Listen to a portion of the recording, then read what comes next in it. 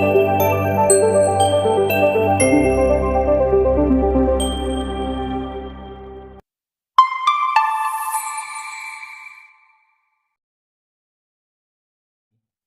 আমি দুটি গুরুত্বপূর্ণ নোটিফিকেশন আপনাদের সাথে শেয়ার করব।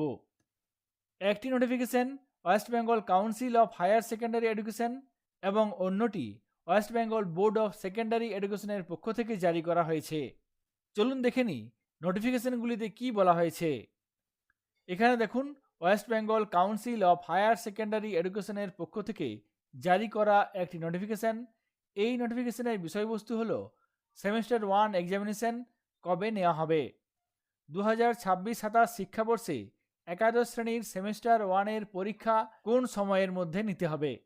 কাউন্সিলের এই নোটিফিকেশনে বলা হয়েছে 2026-27 শিক্ষাবর্ষে একাদশ শ্রেণীর সেমিস্টার 1-এর পরীক্ষা আগামী 10ই সেপ্টেম্বর 2026 থেকে 7ই অক্টোবর 2026-এর মধ্যে সম্পূর্ণ করতে হবে।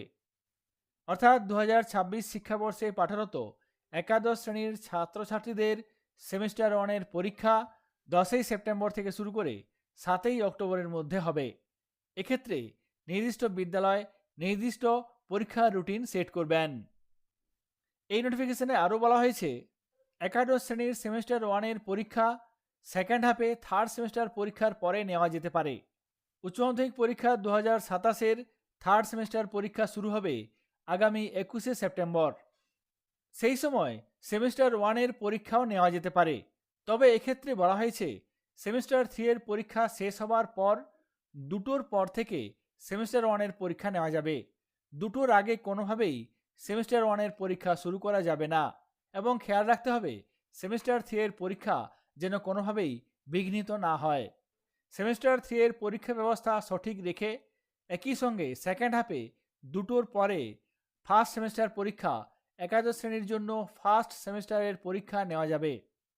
কাউন্সিলের তরফ থেকে প্রকাশিত এই নোটিফিকেশনটি শেয়ার করলাম। এরপর মধ্যশিক্ষা পর্ষদের তরফ থেকে প্রকাশিত একটি নোটিফিকেশন শেয়ার করব।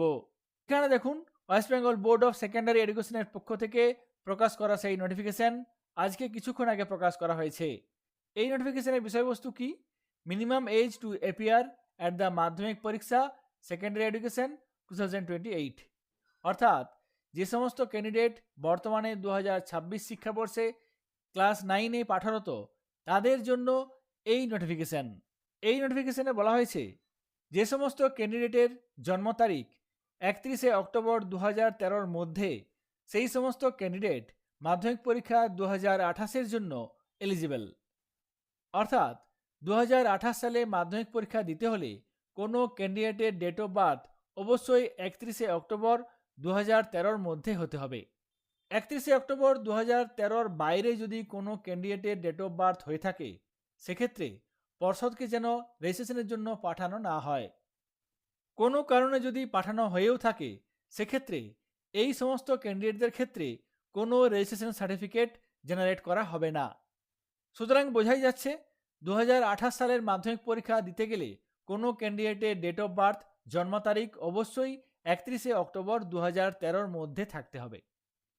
পর্ষদের পক্ষ থেকে প্রকাশিত এই নোটিফিকেশনটি আপনাদের সঙ্গে শেয়ার করলাম। সকলে ভালো থাকবেন, সুস্থ থাকবেন। ধন্যবাদ।